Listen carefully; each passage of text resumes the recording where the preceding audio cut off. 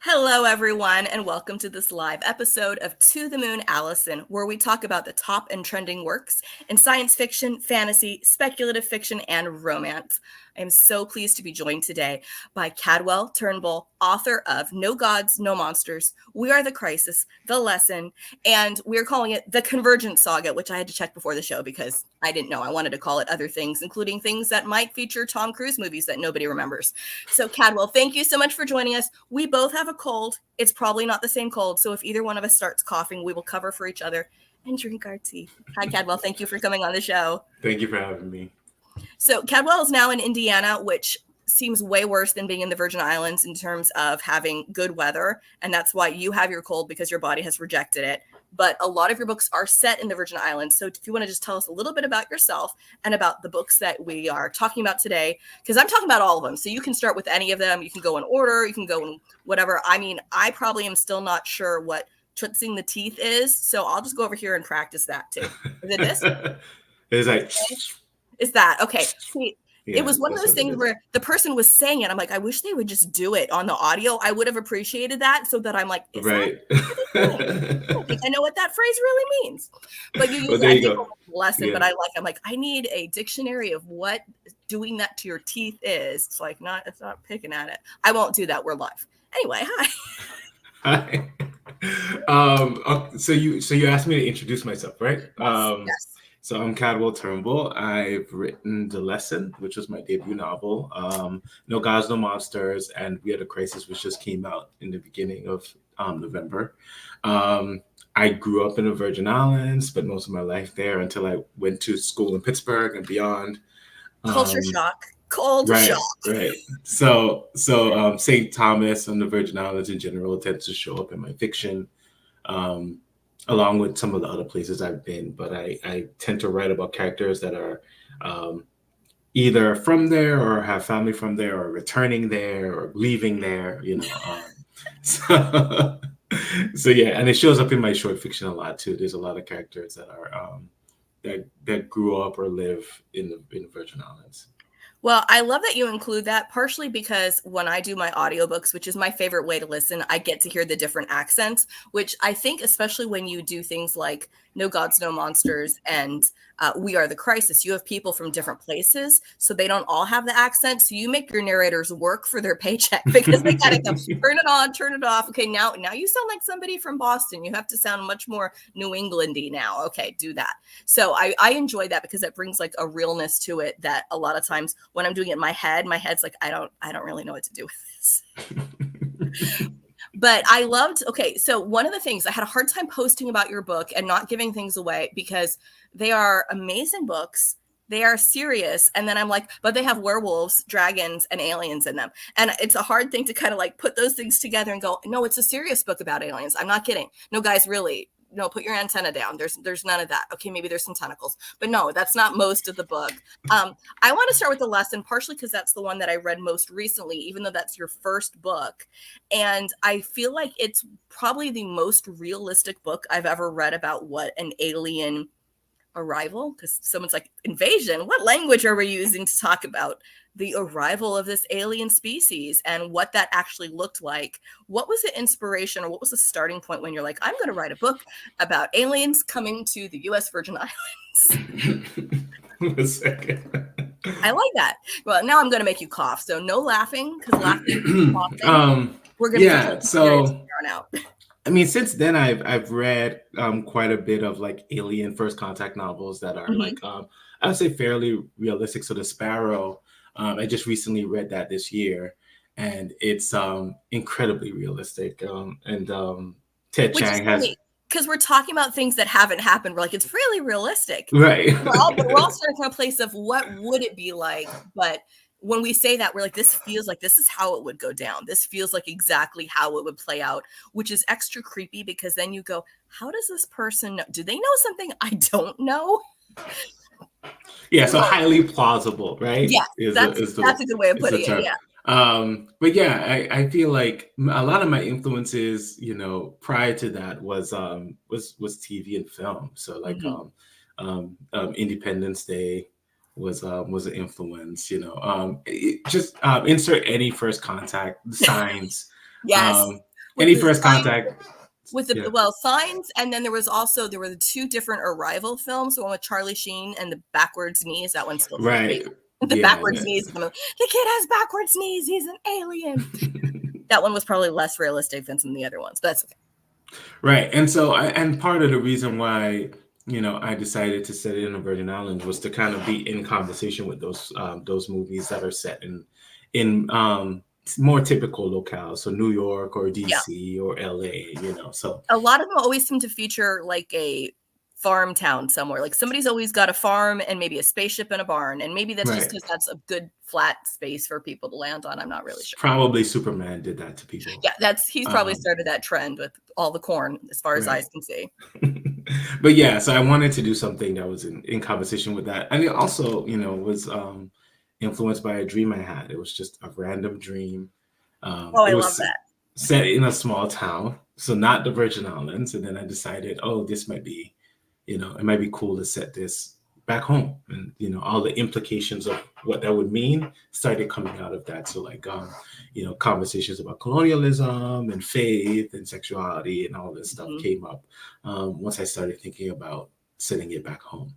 Well, and I think that's one of the things where I say it's serious, because it's not that other books aren't serious or aren't as plausible, but because, and there's this section, and I had to listen to it a couple times because I just wanted to fall through it, where there's a list of invasions, starting with the first people who came to an island. Like the animals are like, we were happy till they came. Right. And then there's one group of people who comes, and then another people who comes, and what the groups do when they're together, and then another wave, and then another wave. And then by the time the extraterrestrials show up, they are just the last in a long line of invasions and colonization and things that don't belong there according to whoever else was there first. Mm-hmm. And looking at it in that line, it was just like, it's one of those things where, because I had it as an audiobook, I'm like, I want to go find a transcript for this, because it was so beautifully written, but you usually don't think about it in that terms, and putting it in alongside historical things that happen, even going back to the animals who were like, you know what, we were fine here when no one was fishing for us. We were fine. But no one usually interviews the crabs and says, what did you think about the people coming here and suddenly grabbing you up? Right. Well, it's like, that's probably, the crabs don't get a vote. It's fine.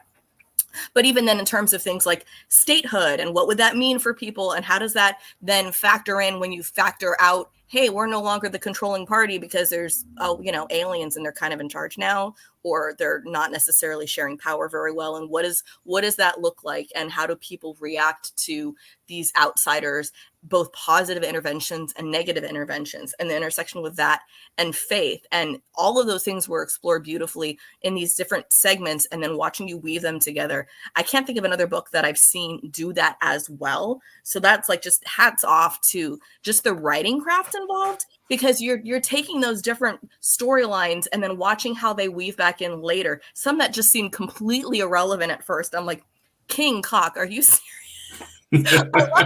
It felt like a complete diversion, and then it's like, oh, I see, okay.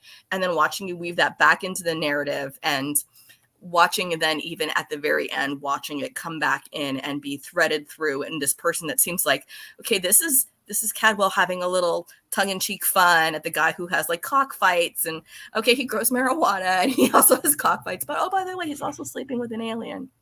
Okay, that's interesting. Didn't see that part coming. And then watching the larger,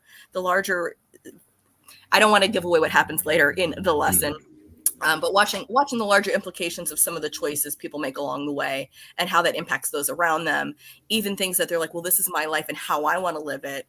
How that impacts everybody else around you, even when you don't want it to, and the interconnectedness of humans and families and neighborhoods and societies, that we're all kind of in this together, but at the same point in time, we want to give everybody free will to do what they want to do, but their free will is going to blow back on us sometimes.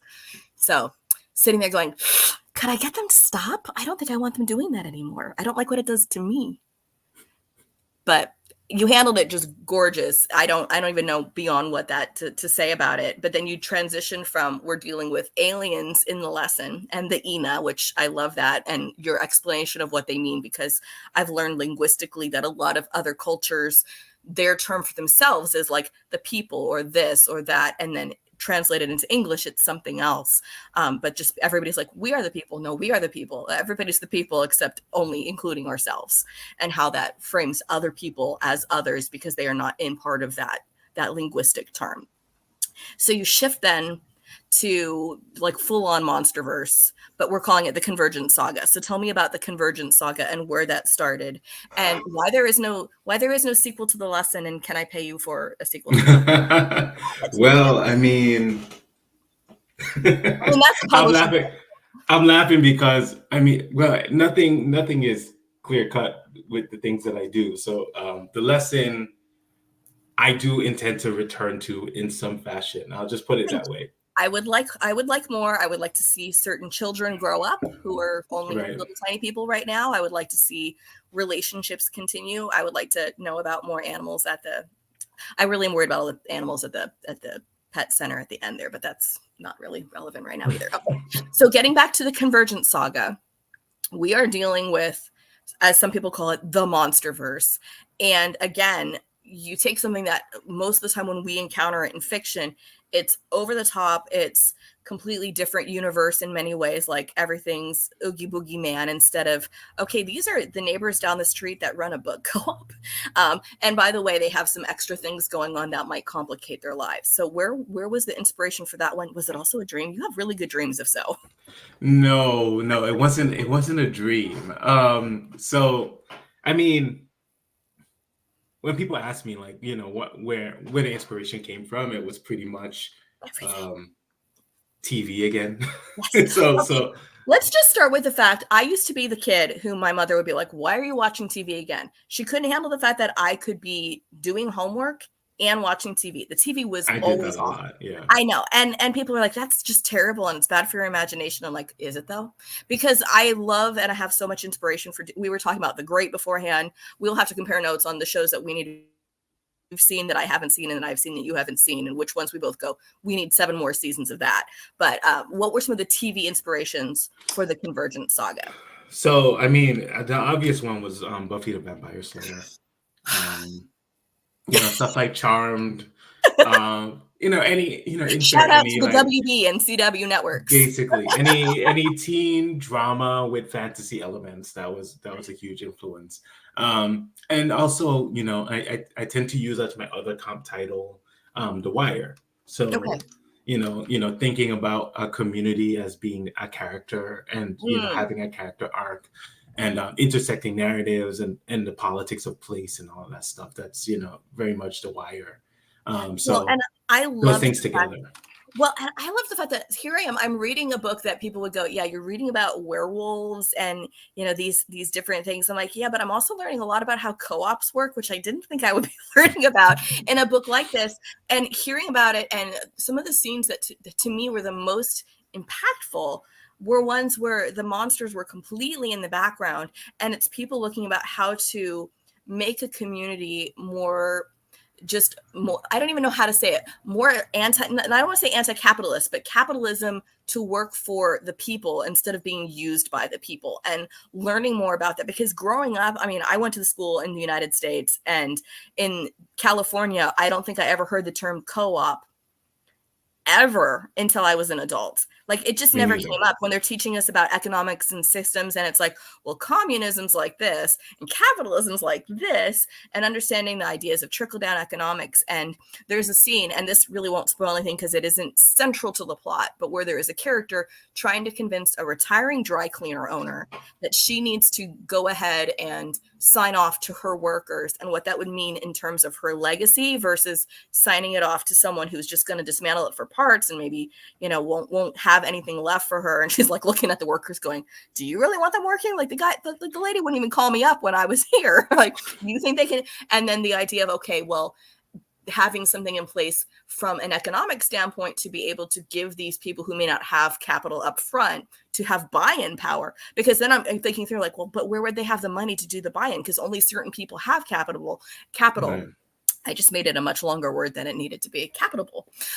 But the idea that these are systems that, why are we not using them in our economy now? And why is that certain people are the haves and continue to grow what they have, and other people are always going to be at their beck and call and never having enough to be able to be on the ownership side of things, Mm-hmm. and how it would look different if it didn't have to be one versus, but just linked arms. And when I first learned what a co-op is, my bank is a co-op. It's because that's because my husband is a teacher. So the federal credit unions and the idea like, hey, some of these things can be not made for profit for the other, but for us and us coming together. So that comes back to what you were saying about community as a character and how you weave that in, and who has to kind of fight for the community, because who is the voice of the community and what should that look like?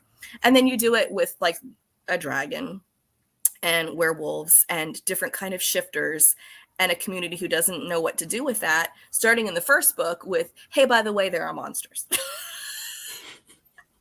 So how did you come to the idea of like, we're going to start it with basically the coming out point of there are monsters and they've always been here, but now society needs to know they exist? What made you decide this is where the story starts? Because I think that's a question a lot of writers have is, where does the story start and why does it start here with the tape?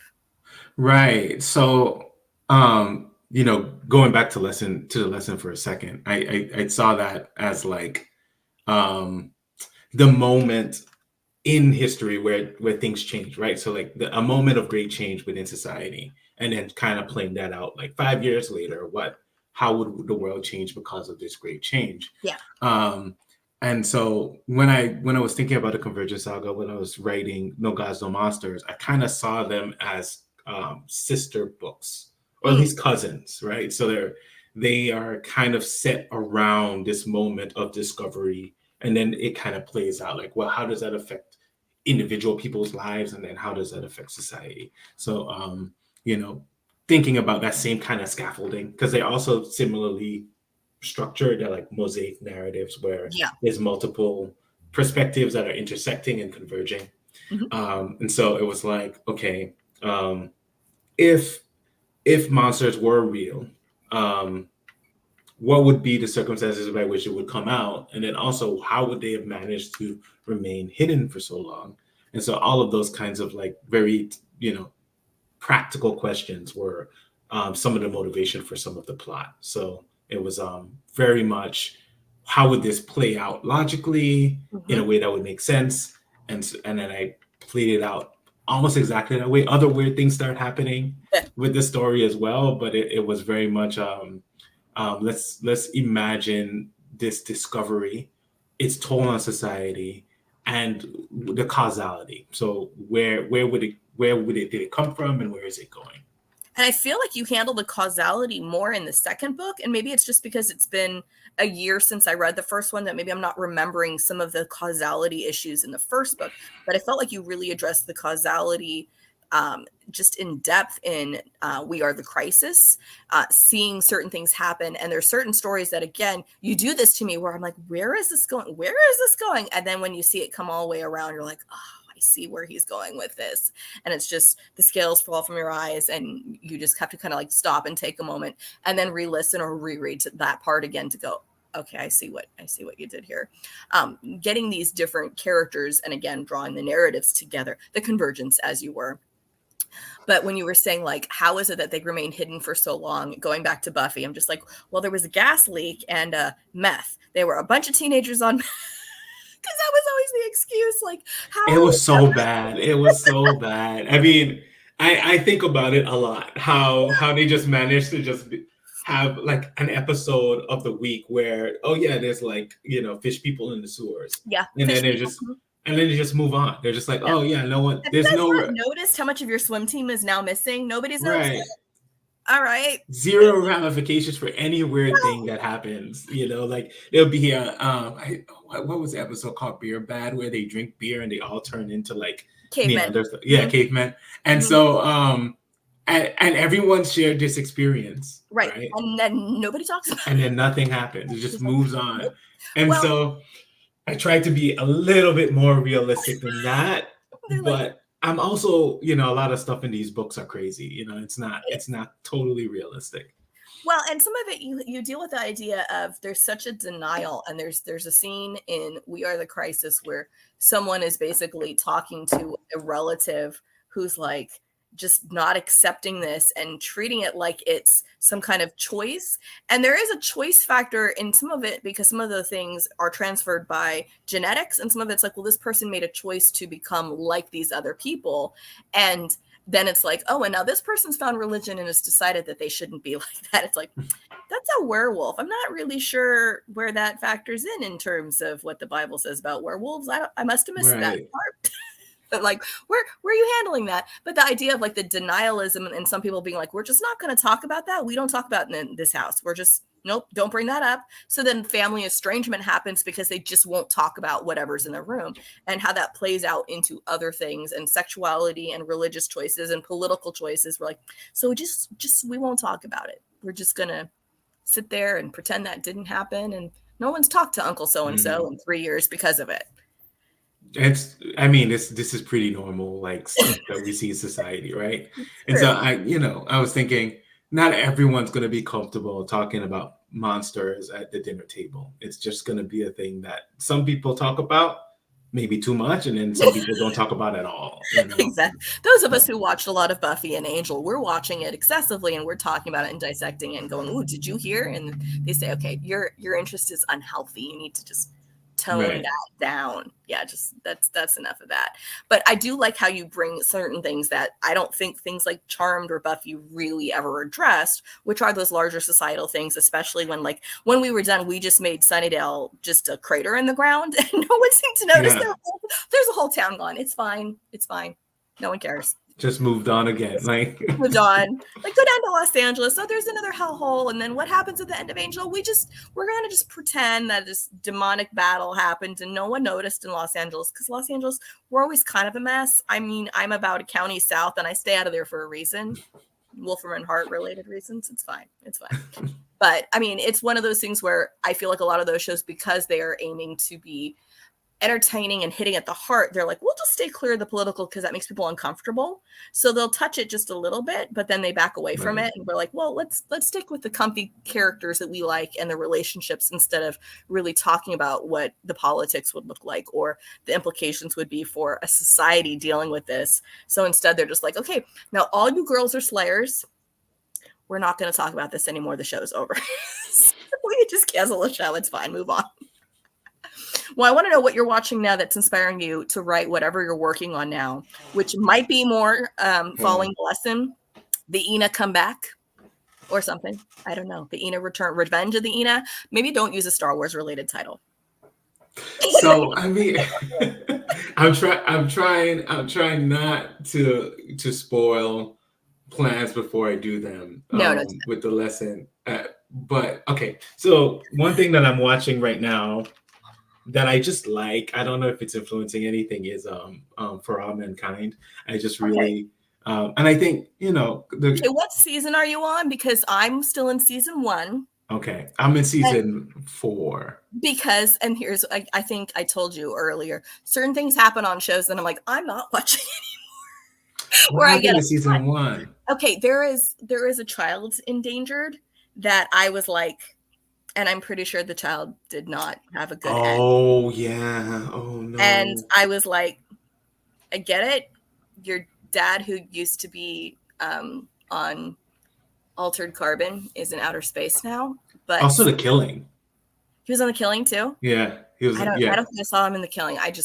We know, I'm like, I know you. You were there before we had Anthony Mackie. I've been so happy at his, like, the trajectory of his career. You're like, I've been watching you since. Yeah. No, I'm in season 4. I just really like this kind of like road not traveled alternate history. And for people who are like, I have no idea what's going on. Regina is like, I'm finally catching the To the Moon episode. Okay, she's talking about my show. I thought you meant For All Mankind, because For All Mankind is an alt history show where the Russians beat us in the space race and we're constantly playing catch up.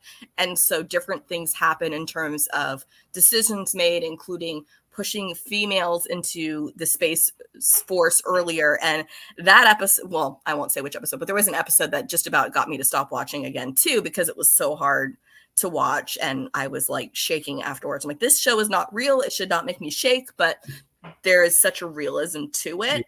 That's the thing that I love about it, that it's like, it's very plausible. All of the extrapolations that it's making. It's a little bit more dramatic than on occasion, than I think than real life. But then I think, oh, well, this is comparable to X thing that happened. And so then I'm like, we are quite dramatic, in real life. We can be.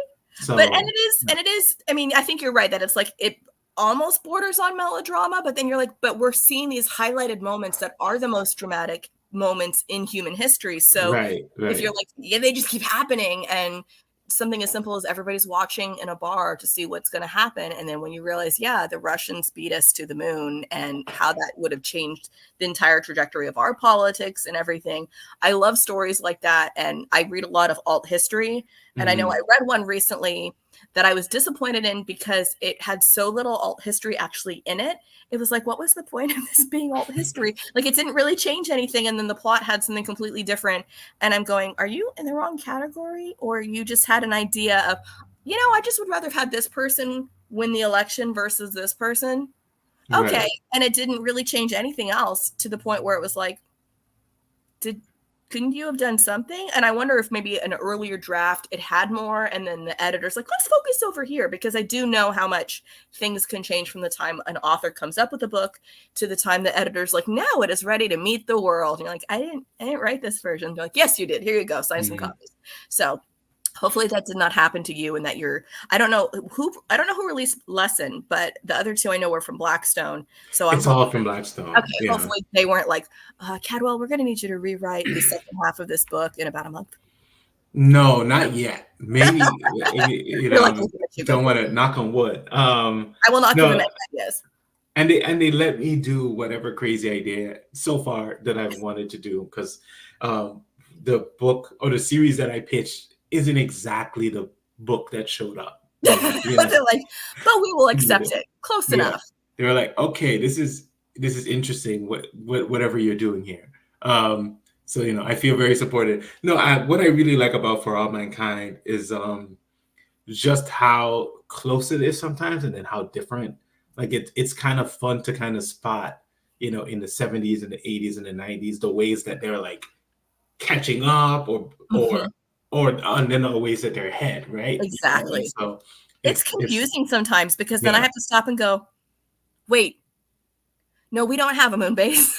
Right. Because I mean, they do such a good job of making that moon base seem like, because the moon base doesn't start out very big. No. And it's like, that's exactly what it would be like. It would be super small. And so you kind of get this really, I don't know, like itch in the back of your brain of like uncanniness that I just really love. It's not even an uncanny valley, because it's not people looking wrong, it's history being wrong. So I don't know if there's a term, it's like uncanny history, where we go, wait, I don't think that happened. And I've read certain books, one of the books, and I don't push this on most people, because the book is about as big as my head, which is too thick for most people to sit through. But I don't know if you read Bubblegum. Is that one that you've heard of? No, that sounds cool though. It's a weird name for a very weird book, but it is alt history just a little bit, because it's set in a world that never had the internet. And so that's not super relevant to most of what goes on, but it's this very strange book, and it's by Adam Levin, and it's about these little creatures that are possibly, most people think they're alive, but they're not entirely sure. It's like, is this a robot, or is this a creature that is like an actual animal that is so cute that as it gets older and cuter, people can't help but kill it? Make sense of that. Okay, don't make sense of that, because it doesn't really make a lot of sense. Yeah, it's very, very strange, but the main character is a guy who has possibly like the oldest one, and he's kept it with him, and he loves it and doesn't want anything to happen to it. And then all sorts of other things happen, but it's alt history, and some of the things that happen, and I'm like, wait a second. Wait, okay, they wouldn't have had that because they don't have the internet. And just something so small is like, well, sure, the internet hasn't changed. Oh, it's changed everything. Okay, that makes more sense now. So I recommend that one only if you're like, I can handle reading a book that's this long. That sounds super cool though. It is really, it's weird. Cool. It's very weird, and the style is very weird, and it's one of those things where I had it on audio from my library. I had to renew it twice, and then it was no longer available to renew, and I'm like, okay, well, I'll go see if I can talk to somebody about it, and it was on loan from another library, so I had to go to another county's library to get the rest of the book because I still had like another 200 pages left, because it's like a 40-hour plus audio, and Whoa. it's like this thick, and the middle has comparative user manuals just shoved in the middle. Like, who let you do that? I do this to whatever editor let the author get away with it. But I mean, if your book is already like 25 hours long, right? They're fine. They're like, just like, put a another manual, hour right? of manuals in the middle. It's fine. If it's 30 hours long, like, 35 hours is nothing. But it's a very weird narrative style where it's all told through one person's point of view, and there's other weird things that happen, and I really enjoyed it, partially because you knew fairly early on that the narrator wasn't, not that he wasn't reliable, but he was telling everything through his point of view. Right. So not necessarily that things didn't happen that way, but everybody talks like him, and that took some getting used to. So like, it's somebody saying, oh, and then this person said this and this person said that, and they all have the same style of speaking that he does, which was very distinctive and kind of odd. And so I know some people are like, I can't put up with that, but I'm like, I will put up with just about anything. If I'm enjoying it, I will figure out a way to get through it, even if it's a little off-putting at first. But I enjoy those kind of things. But people are like, yes, Allison, and that's why you write books that people haven't read, because you're a little bit too far out there. That's fine. I enjoy those things. But that's the kind of stuff when I watch for like the uncanny history, and when you're watching certain shows and you go, well, wait a second, I don't know my fill-in-the-blank subject well enough to know whether or not this happened. Everything from, I still claim the reason I don't properly understand ancient Egyptian mythology is because I read too much Anne Rice. I don't know if you read some of her stuff where I did.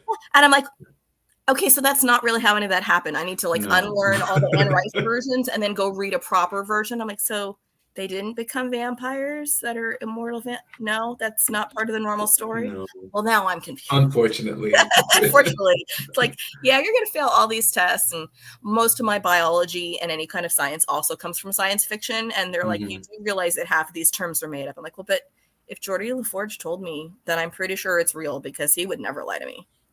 I've trusted him since reading Rainbow, so I'm assuming he's always telling me the truth. And I always feel bad for whatever actor gets cast as the science guy or girl on whatever Star Trek show, because they get the lines that are just like made up gibberish. And they have to deliver it with a straight face every time. It's like, they do a pretty good job. You drew the short straw and roles here. It's like, I want to be the one who just can't, like, my thing isn't working. Just touch your ear a lot and push the button. It's not coming through. That's a much easier role to have. That or being Data's cat. I could be the cat. Yeah. That's like my level of remembering things.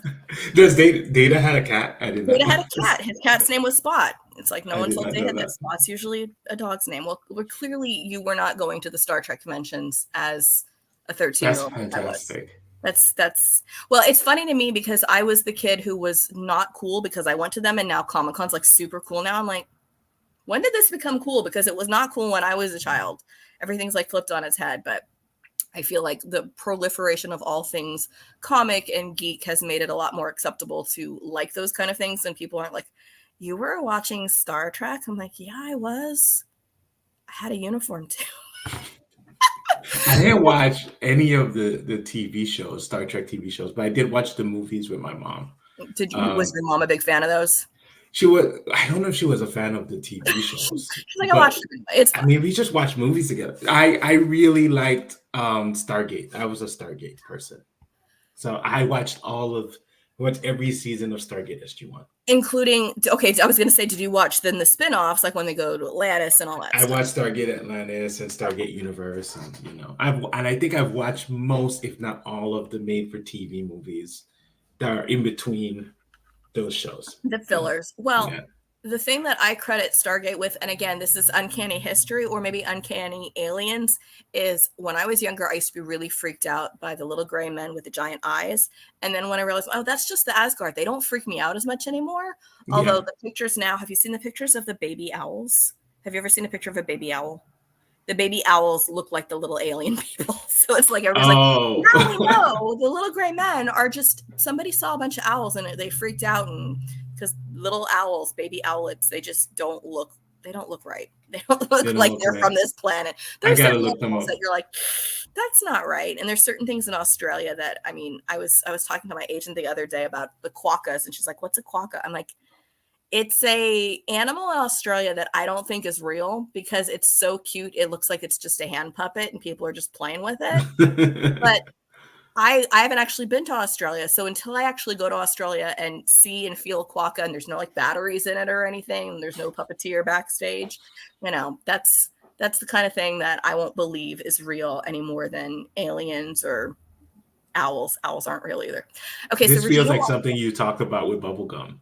Probably. I mean, it's weird stuff. It's like, is this real? Like cute things that may not be real. It's a little bit too extreme. So at least some of those pictures where it's like someone has made an animal out of two other animals, and you're like, is that real? Is a Leica real? Okay, that's real, but some of these other things are not. Okay, so Regina wants to know, since we mentioned conventions. Okay, I wasn't at a writing convention. I was 13 in a Star Trek uniform. Thank you very much. What's your favorite kind of writing related in-person event? And Cadwell, you've been to a bunch recently. You are just a celebrity. So tell us about some of the places you've gotten to go to and your favorite part of being there.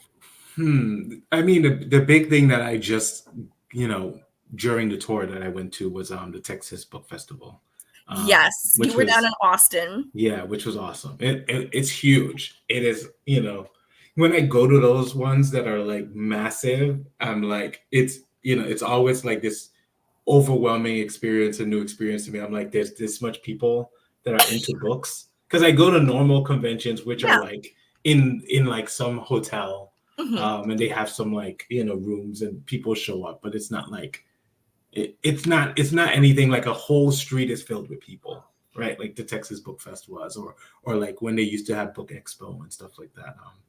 Well, I wanted to make my sister go on. Well, okay, my sister moved to Austin about 8 years ago, and when I saw that this was happening, and I knew several authors who were going to be there, I was like, you need to go and meet these people for me because I can't get to Texas. I have 3 small children. So you need to go and meet these people for me.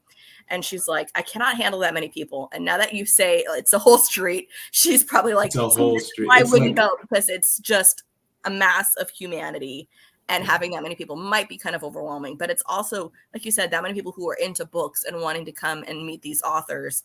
It's amazing because I was looking through the list of people and I saw your name. I'm like, you can go meet Cadwell Turnbull for me. And she's like, there's still too many people. Like I can people a little bit. She can't people that much. She's like, I can't handle that many people.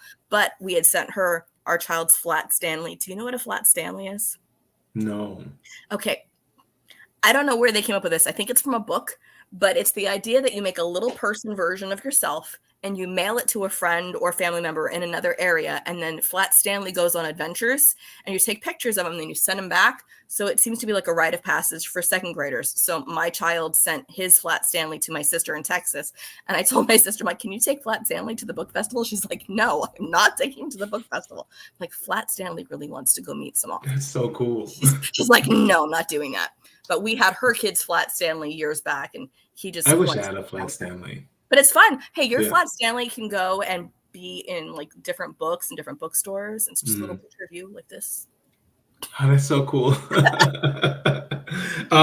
So Book Fest, Texas Book Fest is one that I really like, but I tend to like smaller conventions. So there's a convention in Boston called ReaderCon, which is like it's a bit nerdier. There's like more, academics, and it's not just writers and fans. It's, there's also like other kinds of people there, and then like industry folks as well. And that's pretty cool. It's very small. It's in a hotel on the outskirts of Boston. Very nice. Very chill. And then there's another convention called ICFA that's in Florida. Does that stand for something? Geez, don't do this to me. International Creative Fantasy and Arts or something. I don't know. Okay, that works. I was to say the F, if it's in Florida, maybe the F stands for Florida, but fantasy also would work. That's fine. A lot of the probably fantastic arts or something like that. I don't know that. No, it's pretty. It's pretty cool. It sounds like it should be short for like, Ichthyus or something, and it's about fish. I have no idea. I would go to that too because I like fish and octopi and stuff, but that's fine. I love these different conventions, especially ones that bring together. Okay, it does not stand for Flat Stanley. Okay, no, it doesn't stand for Flat Stanley. Regina thinks that that's the name of the convention. No, it isn't. And I love ones that are genre specific, and I love ones that are like location specific. And sometimes it's like, I know that my book sister Jennifer Ann Gordon, she's part of like the New England Crime. I can't even say it because I want to make it the wrong thing. The New England Crime Bake, which I just always laugh at because I'm like, it's clam bake, but for crime, for crime and horror and all that stuff. But I just like the name. And then people running around at ButcherCon, and I can't pronounce that either. I'm like, am I supposed to be saying it kind of French, kind of Cajun? And they're like, no one really is sure because it's not always down in like an area that would make any sense for that. So nobody tells me these things, and I just go, I want to eventually go and get to meet everybody, because right now I'm mostly limited to, we started doing this when everybody was under lock and key for COVID. Right. So it made sense. But now it's like, well, now we want to go meet people in real life, but then you can't fly everywhere. And for some strange reason, it feels like there's not as many people on the West Coast, like in Southern California, as everywhere else. And you think, well, why is that? And I really don't know. But other Southern California writers, I'm saying, hi, we're here. I'm sure it is a ton. They just probably need more. We're all trying to break into Hollywood. Convention spaces. I think the Northeast has a ton of conventions. It does. So it just pulls a lot of. You just find out that writers are local through those things. True. Which is pretty cool. Yeah, no, I like conventions because you can go to someone's talk and just hang out, and then just hear what, oh, that's really cool. You can take notes, you can be a fan, and you can, and it's like in a casual setting where you don't have to like, I don't know, read a newspaper and find out who's doing an event at the bookstore or something. You can just kind of, oh, I didn't know they were here, and then just go wander into another room, sit down with your bagel, and sit there listening to the rest of their speech, and hope that the panel has a good cross section of people that you wanted to hear from, and that none of them people get stumper questions. You're like, no stumper questions, just talk, enjoy. So you can't tell us necessarily what's coming next for the lesson. Is the Convergence saga finished, or is there more coming for me? No, there's definitely one more. Yes. Okay. Yeah, and it's due in August. So, okay. How are you doing with that? I'm doing all right. I started against maybe someone's better judgment. It wasn't mine because I did it. I started a series that with 4 other writers. We're like co-writing a series under a pseudonym. Can you tell us more about that, or is that? Yeah, I mean, we just turned in the first book to our editor, and so we're waiting to hear back how. Who are the other writers? So it's me. It's M. Darusha Wayne. They're a New Zealand writer. Okay. Ben Murphy, and a lot of these writers are writers that I knew from my M.F.A. So and so I started working with them on this project called Many Worlds, which is an author collective that I founded in 2020, again during when things were locked down. Everybody's locked down. Like, what should we do? Author collective. Right. So I started an author collective, and so we've been building this shared multiverse. And so an idea that came up was like, we should do something that is a novel length project and not just short stories. And so I started working on it with these 4 other people. They were just the ones that showed up to meetings, basically. So we started just building this thing. It's tribute because they showed up. Right. And so we started building out this narrative, this like Cold War among, and we've been talking about alternate histories. It's a Cold War among societies that are interdimensional traveler societies of different kinds, right? And they're starting to meet in all these respective universes and clash and blah blah blah. Very nice. And so it kind of feels, or it kind of reads kind of like a space opera, but also a spy novel. Yeah, well, as soon as you say Cold War, then that's usually where you're thinking, because instead of like action, I'm picturing like the dead drops in the mailbox and someone else comes along and the 2 people next to each other on the bench with like don't look like we're talking to each other, and just leaves the package and walks off. Yeah, lots of But lots of through a portal clandestine somehow. meetings and conversations and debates and politics, lots of like intrigue stuff. I love that. So yeah, we turned it in, hopefully we did a good job on revisions. But that has taken up some of my time. So I've been juggling that with the book. It's not bad though. The third book in the Convergence saga, which is called it's called A Ruin Great and Free. Ooh, I like that. And I would say I'm about a third through. And I'm kind of a slow writer, but this time I've made the promise that I'm gonna not push back any deadlines, because I did this for We Had a Crisis. We Had a Crisis was a little late. So so hopefully by August of next year, which is, next year is almost here. I was going to say like next year's in 2024, which is in just a few days. Less than a month. I should have the third book finished, and then, it goes through the whole publishing cycle stuff. Well, so you pitched a series and then the books weren't exactly what you pitched. And now there's the third book. Are you more of a plotter or a pantser? I am a pantser, so there is no wrong answer here. I have nothing but mad respect for people who can plot. I'm like, I don't know what's happened until I type it. Oh, hey, look what I just wrote. So, but how do you do that then with a third book? Do you have kind of an ultimate destination in mind and you're working towards it? Or you're like, I have no idea where we're going? So, yeah, no, the destination has remained the same. Okay. And I don't, and luckily, nothing that I've done in the first two books have changed that destination. The destination remains. We're going to Indiana. No, wrong destination. No. That is not the destination. I would say I'm a plancer. So I'm like some kind of hybrid thing. So I plan, and then I discover, and then I change my plan. I love it. Yep. Right. Yeah. And I plan loosely. I'm not. When I plan too deeply, it starts to feel restrictive. Yeah. Well, and I know for me, like the better ideas I come up with, I seem to stumble upon. If I sit down, I joke that I could sit and have like a writer's retreat for a full year, sitting there with nothing but snacks and coffee and a notebook, like all the fancy notebooks, and I would come up with nothing, because that's just not how my brain works. Like I need to actually be creating, and then new things unfold as I go.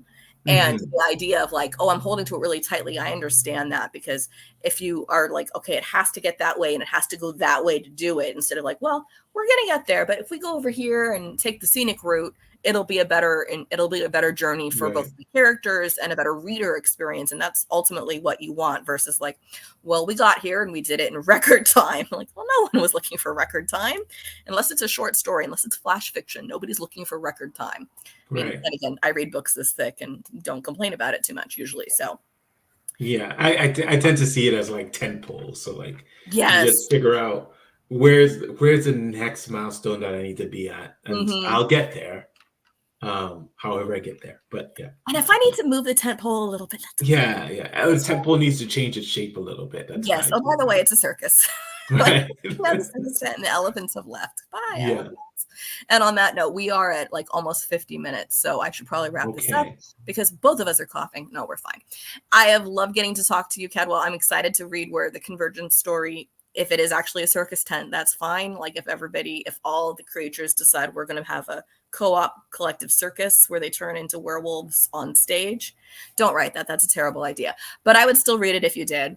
And I would love to read what's going on with the collaborative works with your author. So we'll have to put that in the comments of like where we can find any of that, if any of that. Is some of that out already? No. We've been publishing stories since 2021. So it's called Many Worlds. Many Worlds. Okay. And the website is manyworldsforum.com. Okay, so I'm going to get that in the comments, because I don't know. It's probably. And we just had an anthology that came out that I wish that I had next to me, but it's called Many Worlds, or The Simulacra. Okay, well then I need that too. So I haven't gotten to read any of that. I've read the 3 novels, but I didn't know about the Many World stuff, which is probably on your website, which shows didn't read the website as closely as I should have. But the website is scrolling below us, so people can see that. And it's just your name, which is very easy. Although my autocorrect wants to put an L in your first name earlier, make it Caldwell. I know. Probably because I had a professor with that last name, and that's No, like, that happens a lot. I was no. just talking to a friend from high school, and she was like, "I've been putting an L in your name this entire time," and I Like, was there like, are "No, two that's not L's in me." both my names, but they just go at the ends. Yeah. Nowhere else. Not in the middle, nowhere else. But okay, so people can find all that on your website, which is scrolling below, and it'll be it's in all the links to the show. So if everyone's watching live, hi. If you're watching the replay, hello. Please like and subscribe on the YouTube channel, and we'll see you next time. We'll be back in January because this show goes once a month, but we still will have the Vox Vomitus Eggnog Extravaganza as soon as Jennifer is over her laryngitis, because it works better if both of us can talk.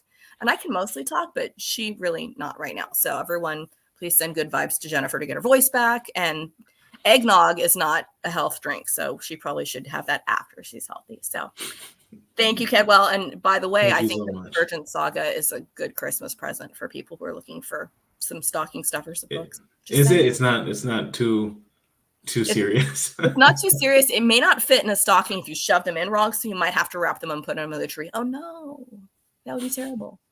That's fine. Thank you, Cadwell. We'll see you guys all next time. Bye.